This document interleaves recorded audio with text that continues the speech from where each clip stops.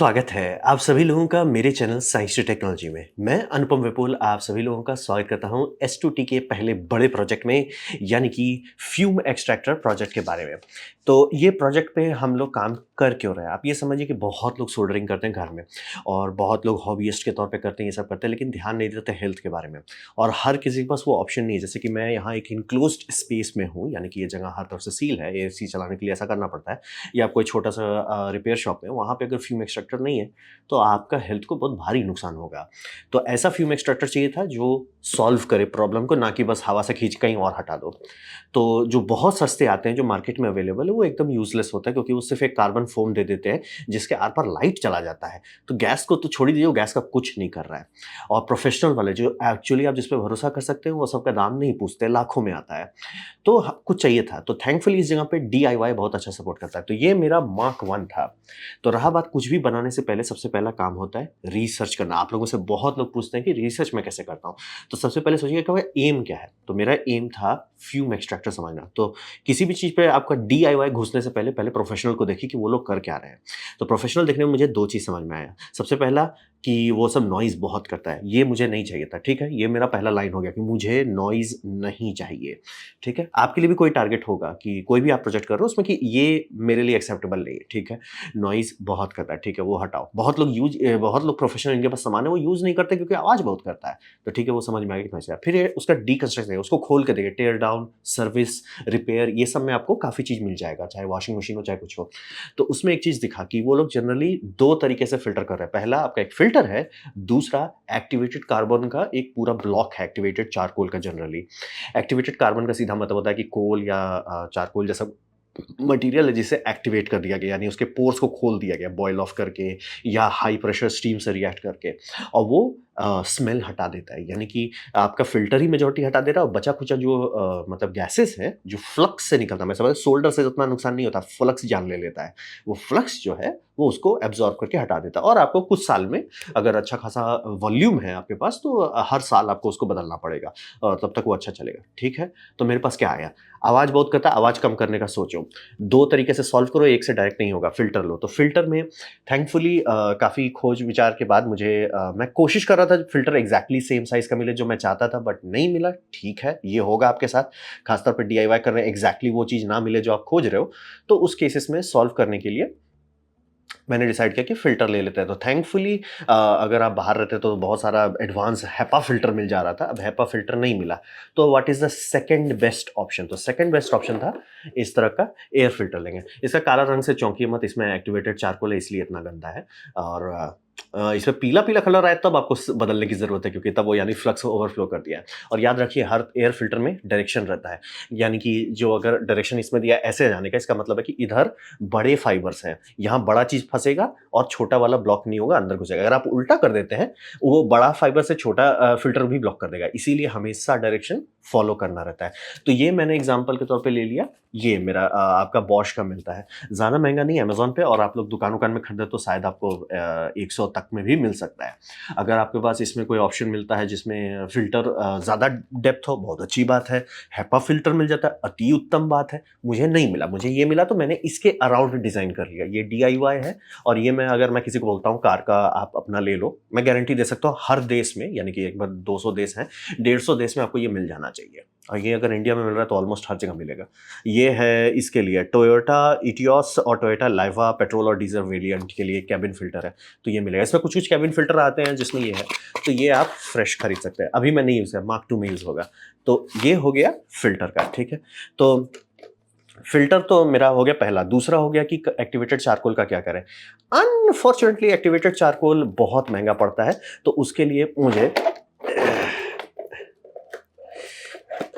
ऐसे करके बनाना पड़ा है फ़िल्टर। ये मेरा ट्राई मार्क 1 था। इसमें आराम से अब बोलेंगे ऐसे कुछ आर-पार जाता है, हाँ, ऐसा। और ये आप लोग ध्यान दीजिएगा, जितने भी प्रोफ़ेशनल वाले होते हैं, वो सब बहुत बड़े रहते हैं। मतलब 1 इंच, 2 इंच या कुछ-कुछ ऐसे 4 इंच का बेड रहता है, ताकि सारे गैस मॉलिक्यूल को आर-पार जाने दो, और इससे फ़ायदा भी ये रहता है कि चलता काफ़ी टाइम तक है।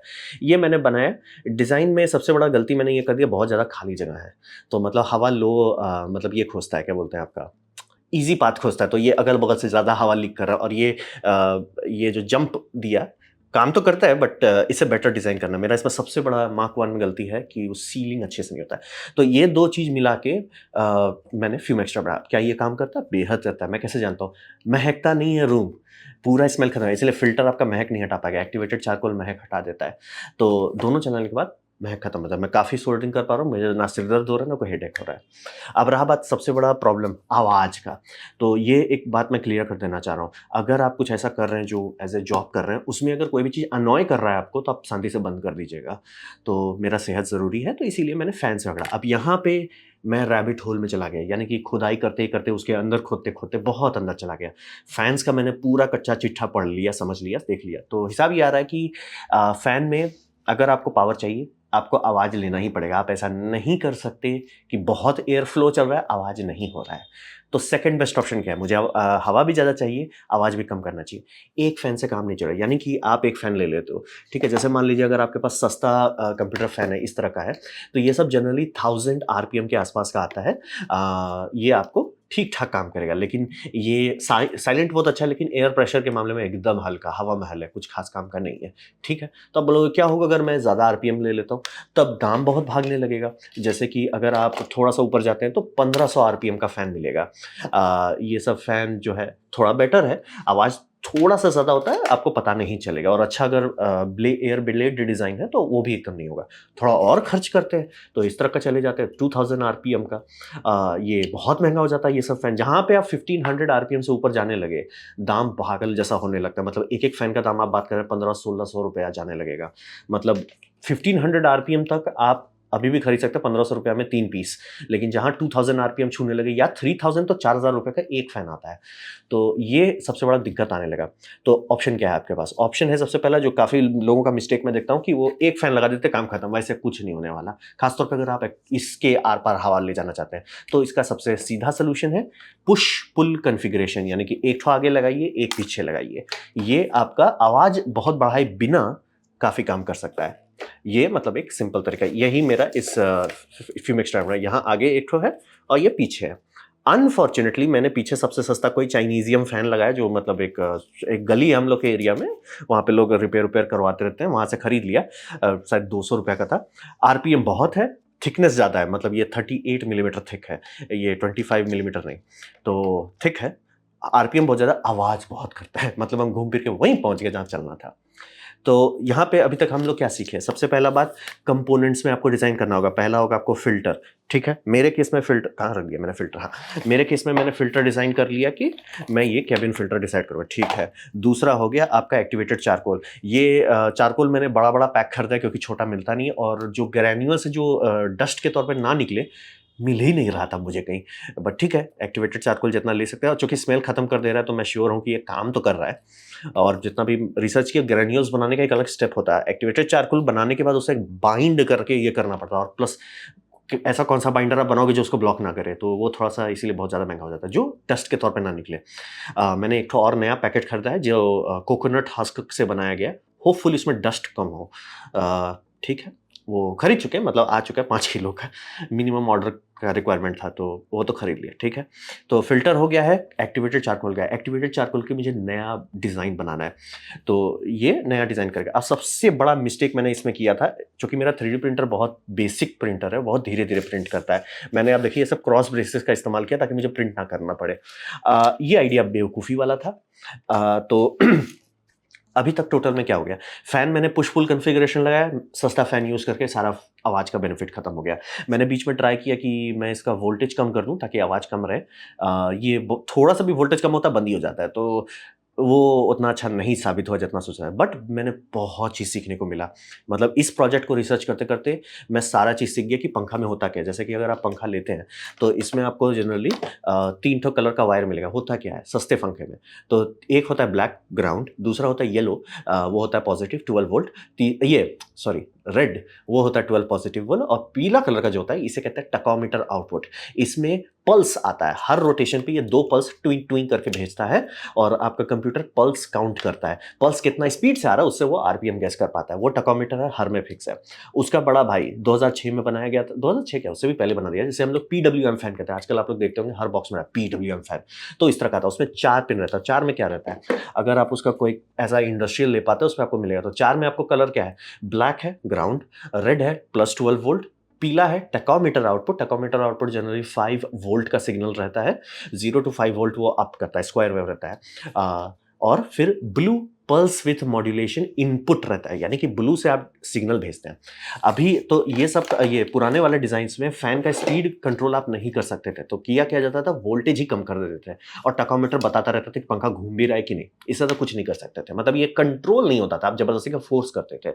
ये डिजाइन अच्छा नहीं था, इसीलिए पीडब्ल्यूएम का डिजाइन आ गया, जिसमें है 12 वोल्ट आप अभी भी दे रहे हैं। मतलब कि अगर मैं इसको पीडब्ल्यूएम से चलाता हूँ, इसमें 12 वोल्ट ही जाता रहेगा और स्पीड मतलब जितना इसका लोएस्ट है और जितना इसका हाईएस्ट है वो आराम से मैं पीडब्ल्यूएम का ड्यूटी साइकिल से कर सकता हूँ। मैंने अभी एक शॉर्ट बनाया था, आप लोगों ने देखा होगा, और पीडब्ल्यूएम के लिए उसी में मैं पूरा घुस गया कि पीडब्ल्यूएम कैसे बनाए। कुछ लोग इसको आर्डिनो से कर पा रहे हैं, मुझे वो सही नहीं लगा, क्योंकि आर्डिनो का आरपीएम जो है, ये फ्रीक्वेंसी है, वो किलो हर्ट्स जितना है उससे ज़्यादा चाहिए इसको चाहिए 25 किलो हर्ट्स। आर्डिनो सब चलता है 14-15 किलो हर्ट्स पे। तो ESP32 मैंने लिया, और ESP32 का दाम उतना नहीं आता जितना आर्डिनो का आता, तो उतना तकलीफ नहीं हुआ। लिए, बनाए, सीखे समझे, और ऑलमोस्ट हम बना लिए आरपीएम और पीडब्ल्यूएम वाला, और ये मैं यूज़ करूँगा। फ़ायदा ये है कि अभी जैसे ये फ़ैन है, ये बहुत एक्सपेंसिव फ़ैन है, आप देख सकते हैं, ये एवीसी का फ़ैन है। इसका 12 वोल्ट 1 एम्प है, तो यानी कि 12 वाट का ये फ़ैन है। इस इतना क्यों है, क्योंकि ये 3000 आरपीएम पे जाता है। साइड इफेक्ट आवाज़ करता है, बट अगर मैं इसको पीडब्ल्यूएम से कंट्रोल कर पाता हूँ तो फ़ायदा रहता है कि 3000 का मेरे पास हॉर्स पावर है। जैसे मान लीजिए कुछ ऐसा काम कर रहे हैं कि जहाँ पे बहुत तेज़ी से हमको हवा सक करना है, ठीक है, आरपीएम बढ़ा देंगे, ठीक है। नॉर्मल टाइम में मैं पोटेंशियोमीटर से इसका वो कम होगा। पोटेंशियोमीटर कहाँ से चलाएंगे, उसके लिए ये ESP32 का मैंने पूरा सर्किट बनाया। ये काम करता है बेसिक लेवल पे, वही यही बोल रहे हैं, इसीलिए मार्क 1 हमेशा कचरा होता है। ये सब मैंने पहली बार में कुछ नहीं समझ में आया, बनाने के बाद समझ में आया कि अच्छा, पंखा में पीडब्ल्यूएम होता है, पीडब्ल्यूएम इतनी फ्रीक्वेंसी का होता है। पीडब्ल्यूएम जो आप लोग बहुत जगह पे स्प्लिटर्स देखते होंगे, जो इस तरह का मार्केट में आपको मिलता है, जिसमें एक से आप बहुत सारा पंखा चला सकते हैं, मदरबोर्ड में आपको मिलता है जनरली। वो करता क्या है, वो आपको प्लस माइनस कॉमन है, ये कर देता है। टकोमीटर वो एक का रीड देता है, क्योंकि मदरबोर्ड नहीं तो कंफ्यूज हो जाएगा कि भैया मैं बिजली भेज रहा हूँ, पंखा क्यों नहीं चल रहा है, मतलब बूट एरर ना आने लगे, इसलिए एक पंखा का पीडब्ल्यूएम भेज, ये टकोमीटर आउटपुट भेज देता है, और पीडब्ल्यूएम बाकी सब में क्लोन कर देता है। तो ये सब अगर आप इस्तेमाल करते हैं तो जितना फैन है, मतलब जैसे इस केस में ये 4 फैन के लिए है, चारों फैन एक ही आरपीएम मतलब एक ही पीडब्ल्यूएम सिग्नल खाएगा, तो वो आपका काम कर पाता है तो बहुत अच्छी बात है। बट मेरे लिए रहा, इसमें मैंने केबलिंग खुद से मैनुअली की, ये सस्ते सीधा प्लस माइनस था, तो ये तो हो गया। अब रहा बात कि ग्रैंड टोटल मुझे क्या क्या सुधारना है मार्क 2 में। ये था मिनिमम वायबल प्रोडक्ट। मैं हमेशा बोलता हूँ कि मार्क 1 हमेशा कचरा होगा, तो इसमें मैंने क्या क्या सीखा और क्या क्या गलत किया। सबसे पहला गलती, पंखा पे पैसा मत बचाओ, आप यूज़ नहीं करोगे तो ठीक है। मैंने पंखा ऑर्डर कर दिया है, 4 डॉट्स का ऑर्डर किया है। मैं कंफ्यूज हूँ, मैंने उन्हें पहले भी ऑर्डर किया, गड़बड़ लगा, दूसरा ऑर्डर कर दिया, होपफुली आ जाए। अगर नहीं आता तो देखते, कुछ ऑर्डर करेंगे। मुझे ये पसंद आया, ये फ़ैन अनफॉर्चुनेटली अवेलेबल ही नहीं था। एक पीस अमेज़न पे था, अच्छा दाम पे, क्योंकि 3000 आरपीएम मैं चाह रहा हूँ कि 3000 आरपीएम मिल जाए। 2000 आरपीएम, ये 1500 आरपीएम का फ़ैन भी अवेलेबल है, लेकिन दाम थोड़ा-सा मतलब कंप्यूटर वाले फ़ैन में 700-800 रुपया पर पीस है। मुझे 4 चाहिए तो थोड़ा दाम ज़्यादा हो जाएगा। इसीलिए मैं इस तरह का कोई इंडस्ट्रियल फ़ैन्स के पीछे भाग रहा हूँ, और 4 डॉट्स सबसे कम दाम पे क्लेम कर रहे हैं कि वो देंगे। उनका पिछला क्लेम जो था कि वो 3000 आरपीएम का फ़ैन मुझे दिए, जो इसी साइज़ का था। लिए चलाए वो सिर्फ 2000 का था। 2000 बेटर है ये सबसे, क्योंकि ये 1500 का है, बट 2000 पे वो बहुत ज़्यादा लाउड था। अगर 2000 इतना क्वाइट रहता तो ठीक रहता, लेकिन इतना क्वाइट नहीं था, बहुत लाउड था। तो ना तो वो फुल आरपीएम था, ना वो था। मैंने बोला तो उन्होंने बोला कि शायद आपको गलत भेज दिए, क्योंकि वो है, तो वापस रिटर्न आया नहीं मेरे पास। मतलब भेज दिया मैंने, पैसा आ गया, लेकिन मतलब मुझे लगा था कि वो भेजेंगे, क्या बोलते हैं, रिप्लेसमेंट नहीं आया। दूसरा ऑर्डर किया, लेकिन वो थिकर मॉडल है, वो इस साइज़ का थिक मॉडल्स है। तो थिक मॉडल जो मैंने ऑर्डर कर दिया, तो देखिए अभी तक तो आया नहीं है, बट जब आ जाएगा तो वो मेरा नेक्स्ट स्टेप होगा। और अब ये रहा वीडियो का, मैं पूरा समरी कर देता हूँ।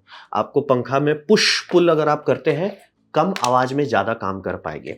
सिर्फ एक चीज़ के भरोसे मत चलिए। अगर आपको फ्यूम एक्सटेंशन चाहिए तो इस तरह का एयर फिल्टर्स मिलता है गाड़ी वाला, कोई भी और डिज़ाइन आप ले सकते हैं, आपको जो डिज़ाइन पसंद आता वो करें। दूसरा, ये एक्टिवेटेड चारकोल फिल्टर जो है, उस पे काफ़ी चारकोल होना चाहिए तभी वो काम करेगा। फ़ैन कंट्रोल करने के लिए आपके पास 2 ऑप्शन है, डीसी वोल्टेज कंट्रोल कीजिए, वो क्यों नहीं करना चाहते? जैसे ही आप हाई पावर फैन्स के बारे में बात करते हैं, तो एम्प्स बड़ा जल्दी खत्म हो जाता है और वहीं पे आपको पता चलेगा कि डीसी एम्प्स कंट्रोल करना थोड़ा महँगा है। ऐसा नहीं कि आप नहीं कर सकते, पर महँगा है। मतलब उससे ज़्यादा सस्ता पड़ता है, मैं उसका ये एक ESP32 खरीद के उसको PWM जनरेटर के तौर पे यूज़ करके उसे एक पोटेंशियोमीटर से करूँ, वो ज़्यादा सस्ता पड़ेगा और काफ़ी बड़ा फैन भी मैं यूज़ कर सकता हूँ, मुझे लिमिट नहीं रहेगी। तो वो होगा। तो ये था पार्ट 1। मैंने मिनिमम वायबल प्रोडक्ट बनाया, इसमें क्या-क्या सीखा आप लोग के सामने शेयर कर दिया। अब मैं पार्ट 2 बनाऊँगा जिसमें मैं कैड मॉडलिंग में इसका डिज़ाइन करूँगा। मैंने यहाँ पे बहुत 3D प्रिंटर से बचाने की कोशिश किया कि प्रिंट कम से कम करना पड़े, वो बैकफायर कर गया। सबसे बड़ा मिस्टेक ये है इस डिज़ाइन में कि हवा बहुत जगह से बायपास करता है। वो सब सॉल्व करना है मुझे सेकंड डिज़ाइन में और वो थोड़ा काफ़ी थिन हो जाएगा। पंखा मोटा-मोटा भी रहेगा तो भी वो थिन रहेगा क्योंकि बहुत जगह ब्लैंक स्पेस है इसमें। वो सब सुधारेंगे और साइड से ये डिज़ाइन महा ही ये मतलब एकदम जुगाड़ डिज़ाइन था। जुगाड़ डिज़ाइन बोलने में बड़ा अच्छा लगता है बट है नहीं अच्छा। तो मुझे प्रोफ़ेशनली ढंग से बनाना है, तो ये मेरा अगला वीडियो होगा जिसमें मैं डिस्कशन करूँगा कि डिज़ाइन फ़िलॉसफ़ी क्या है ताकि 3D प्रिंट कर सकूँ, टाइम ज़्यादा ना लगे और हर मतलब जितनी भी गलती हुई थी इसमें उसको सुधार सकें। और ये मैं बार-बार क्लियर कर देना चाहता हूँ, कभी भी ऐसा नहीं होगा कि आप मार्क 1 बनाएँ वो अच्छा बने। मार्क 1 कचरा अगर नहीं हो रहा तो यानी आप सीख नहीं रहे हो। मार्क 1 बनाए और आपका दिमाग तुरंत बोले, "अरे यार ये क्या कर दिया? अरे ऐसे कर देते, ऐसे कर देते।" तब सही रास्ते पे चल रहे हैं। ये मेरे लिए ज़रूरी है और आप लोगों के लिए भी ज़रूरी है समझना। जब तक आप ये नहीं समझते कि इंजीनियरिंग में हमेशा मार्क 1 कचरा होगा, तब तक आप आगे नहीं बढ़ पाएँगे। उम्मीद करता हूँ ये वीडियो आप लोगों के लिए थोड़ा-सा हेल्पफुल रहा हो, थोड़ा गाइड मिल गया हो अपने प्रोजेक्ट्स के लिए भी। और रहा बात फ्यूम एक्सट्रैक्टर एक कॉमन चीज़ है जो आप लोगों में से काफ़ी लोगों को ज़रूरत पड़ेगा। इसीलिए मैं इस पे और गहराई से कूद रहा हूँ। तो मार्क 1 तो रेडी है, कंप्लीट है और मार्क 2 पे हम लोग देखते हैं, आगे बढ़ते हैं। कितना टाइम उसमें लगता है, आगे पता चलेगा। अगर आपको इस तरह का प्रोजेक्ट वीडियोज़ पसंद आया तो प्लीज़ शेयर कीजिए अपना डिटेल क्योंकि मैं इलेक्ट्रॉनिक्स में घुसा ये तो मतलब समझिए मेरा इलेक्ट्रॉनिक्स में मतलब सिर्फ मैंने पैर डाला है, अभी और बड़े-बड़े काम करने का सोच रहा हूँ। तो इसी के साथ हम आप सभी से विदाई लेते हैं। बाय, आपसे दोबारा मुलाकात होगी अगले वीडियो में।